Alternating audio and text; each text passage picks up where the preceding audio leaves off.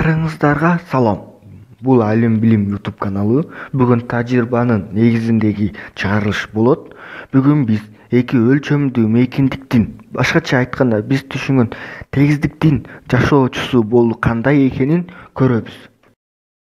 Алгачкы кезекте үч өлчөмдүү болуу кандай экенин аныктайлы. Бул кыйын эмес, анткени өзүбүз үч өлчөмдүүбүз. Биз мейкиндиктеги каалаган чекитти үч координатаны колдонуп гана бере алабыз. Алар X, Y, Z. Тагыраак айтканда, туурасы, бийиктиги жана узундугу. Мени караңыз, мен үч өлчөмдүүмүн, бирок сиздер менин артымды көргөн жоксуздар. Эмнеге?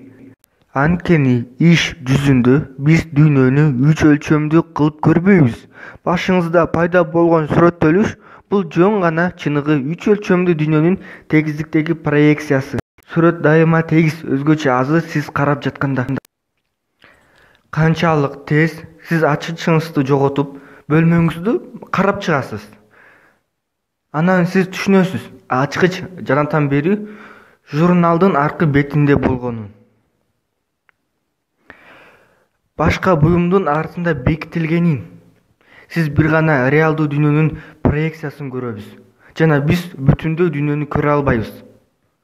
Бул кыйынчылыктарды жаратат. Мисалы жолгон ачыштар менен биз бир гана алдыңкы пландарды көрөбүз. Жана муну нормалдуу деп эсептейбиз. Эгерде биздин үч өлчөмдүү көрүүгө ээ болсок, биз көз алдыбыздагы бардыгын көрө алмакпыз.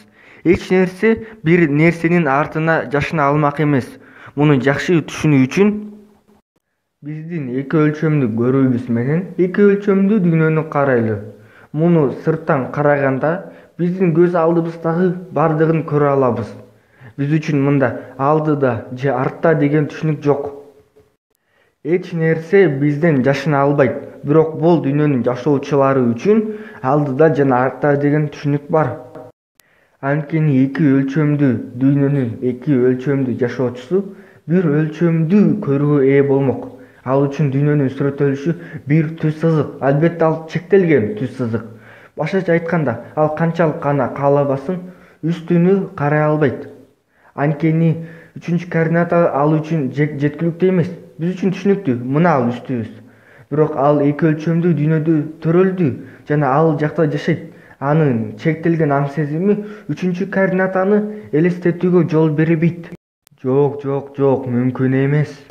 Ушундай сыяктуу биз төртүнчү координатаны элестете албайбыз.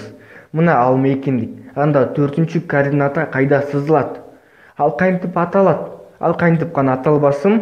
Биз эки өлчөмдүү дүйнөдөн үч өлчөмдүү дүйнөгө өткөндөй, биз кандайдыр бир төрт өлчөмдүү объектти элестете алабыз. Математика жол берет.